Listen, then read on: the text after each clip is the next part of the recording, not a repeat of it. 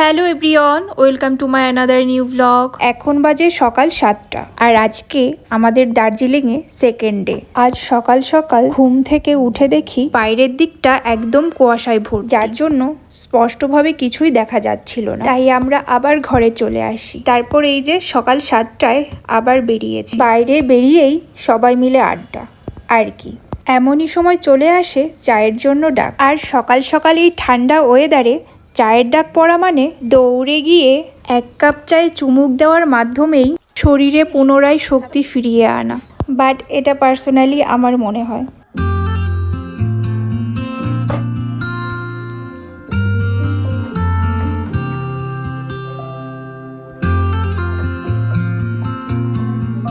তারপরে আমরা চলে যাই সকালের ব্রেকফাস্টের জন্য নিচের দিকের একটা ছোট্ট পাহাড়ি কিচেনে, যেখানে ওরা আমাদের সামনেই খাবারগুলো বানাবে। আর এই যে দেখো ছোট্ট ফলের গাছটি, যতবারই এর আশপাশ অথবা নিচ দিয়ে যায় তখনই এই ফলগুলোর প্রতি ভীষণভাবে লোভ লেগে যায় আমার।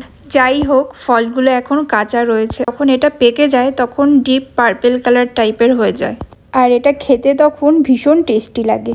তো আমার যতই ইচ্ছা হোক এখন খাওয়া যাবে না।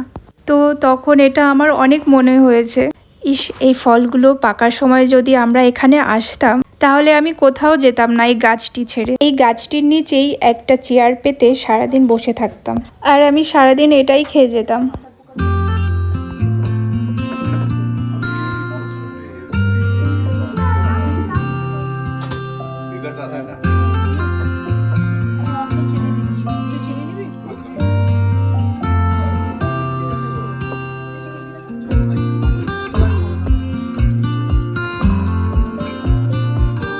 আর আমি প্রচণ্ড রকমের পশু পাখি পছন্দ করি, যার জন্য আমি এই যে বেচারা ডগিটার পেছনে পড়ে গিয়েছি।